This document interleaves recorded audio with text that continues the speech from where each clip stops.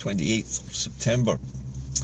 There is, I think, probably just one huge piece of news which is really grabbing everybody's attention, both online and on mainstream media. And that was an interview conducted by an unseen reporter. Actually, I'm not even sure which network the reporter was from. But he cornered Sir Keir Starmer and asked him the big question, which was, will you allow the Scots to have a second independence referendum? Now, Mr Starmer tried desperately to turn this around, saying that this was a deflection. This was the SNP whining and trying to deflect attention from their record in office, but the reporter was having none of it and kept back on at the question, said yes or no, will you allow the Scots to have a second independence referendum? And after a lot of attempted but failed evasion by Sir Keir Starmer, he finally said that he wasn't going to allow a second independence referendum. And the news reporter actually asked him to confirm that that's what he meant. He said, yes, we're not going to give the Scots another referendum on independence. And then he went on to witter on about how it was a deflection and it was to distract people's attention from the SNP's record in office in Scotland, which is typically the kind of thing that politicians do when they want to deflect your attention away from what they're actually saying about the opposing parties. But what does it mean exactly, and what does it mean for the cause of independence? Well, I think it's a confirmation, as if we needed any confirmation, that any English Prime Minister is not going to grant a second independence referendum. I use the word grant here in its loosest term, because according to the United Nations and its very own charter, in the very first line of its charter, it says that all peoples on the planet have the right to self-determination. So what did Keir Starmer's comment mean in respect to self-determination then? Well, what it meant was that he wasn't going to allow Scots to have any self-determination. We're not talking about Scotland, the territory here. We're talking about the Scots as people themselves. You and I, the people who live in Scotland today, we're not going to be allowed another chance to express our opinion about whether we want to stay in this union or not, because Sir Keir Starmer says so.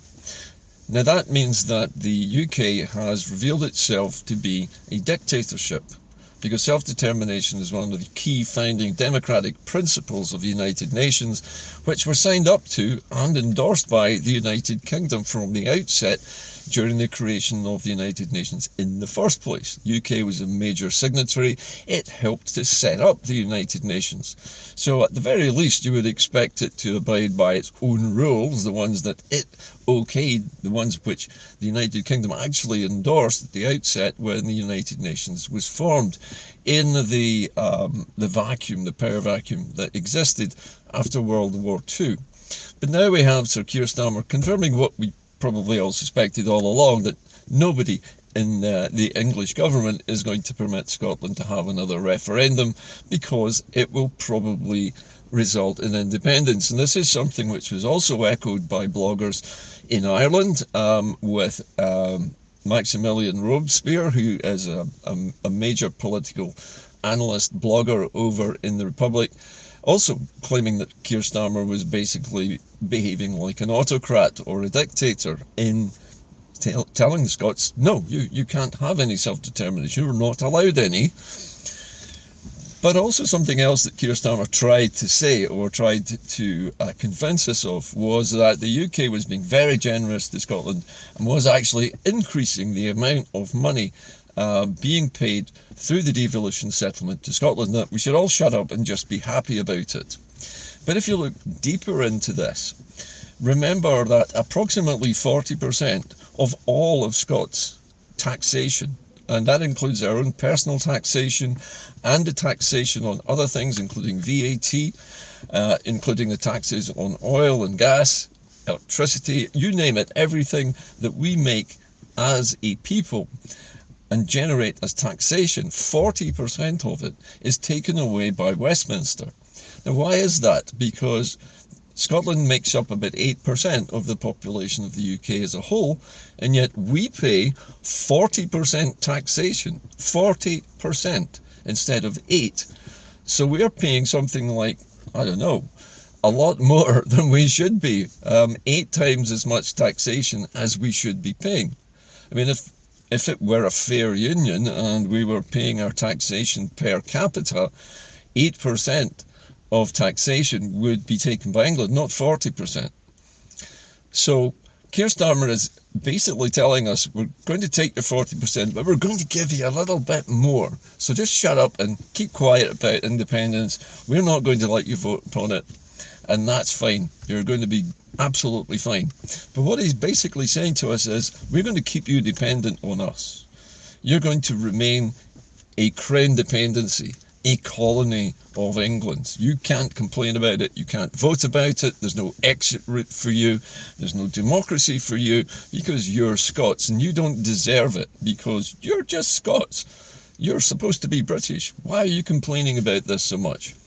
Well, we are the only group, either ethnic or local group of individuals in the UK who pay 40% taxation to Westminster.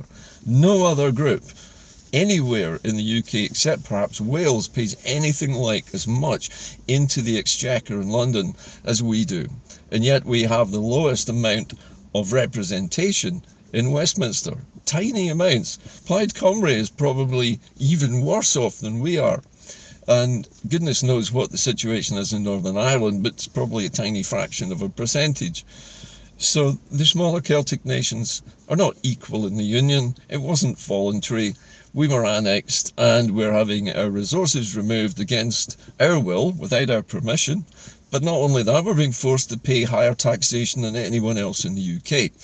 And yet Sir Keir Starmer says we're just to lump it and put up with it because it's all great. Being part of this great union, the broad shoulders of the UK are supporting Scotland, when in actual fact it is the stoop shoulders and the pigeon-chested English economy which is reliant on our broad shoulders, not the other way around. Does it mean anything for the cause of independence? Well, not really.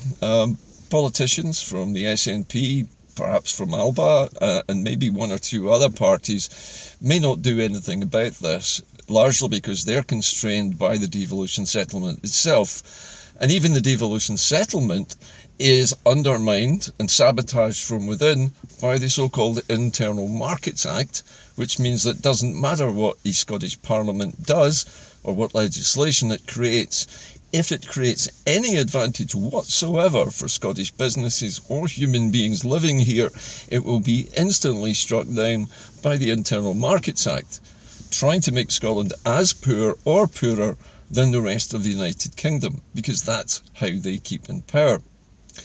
Why do I mention this now? Because I don't think many people have realised that Keir Starmer has officially confirmed now that England, as Great Britain, is now not just a colonial power, but it's also a dictatorship, where our rights to self-determination have been removed by the occupation forces of the UK. And this is something which is frowned upon in the UN. It places us fair and square into the bracket of a non-self-governing territory as defined by the United Nations. In terms of the UK, we would be a crown dependency. We have been forced into dependency by the occupying country, which is England. England has assumed a new name, calling itself the United Kingdom, and basically abolished all of the Scottish power to control anything at all of any worth other than its own internal economy, and even that can be sabotaged by England as well.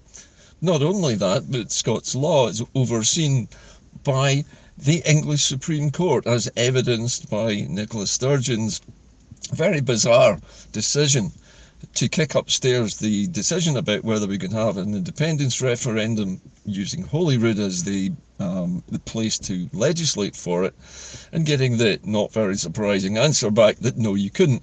So not only does our Parliament not have the right to stage a referendum by itself, but Keir Starmer is not going to allow the rest of us to stage a referendum either. And the rest of us are the majority in Scotland. Remember that the SNP has a membership, and this is a rough guess, incidentally, somebody will definitely correct me here, of somewhere around 60,000, maybe slightly more than that. It has reduced, I think, by a factor of about 100% from what it once was. So, you know, that's only about 6% of a million people. About 12% of the population is actually really involved in the SNP. The rest of us, the majority, if you like, because we now know, because of repeated opinion polls, that over 53% of us are wanting independence. And if that's 53% of approximately, say, 3 million people who are voting age, and that's another estimate, you're talking about a massive number of people who are not in the SNP who are being denied their right to self-determination. Something else which I think should be brought up to the UN. So all in all, when you start splitting it down into all these percentages, you begin to realise that Scotland's the highest taxed nation, not only in the UK, but probably in the Western world. We are taxed more than any other people on earth by Westminster. Why? Because Westminster cannot afford to keep its own self afloat. In other words, it can't keep England afloat without Scottish help. And that Scottish help has mushroomed over the years from something like 20% back in the 19th century, now up to 40% of our taxation flowing to Westminster and not returning. Or if it does return, not enough of it returns.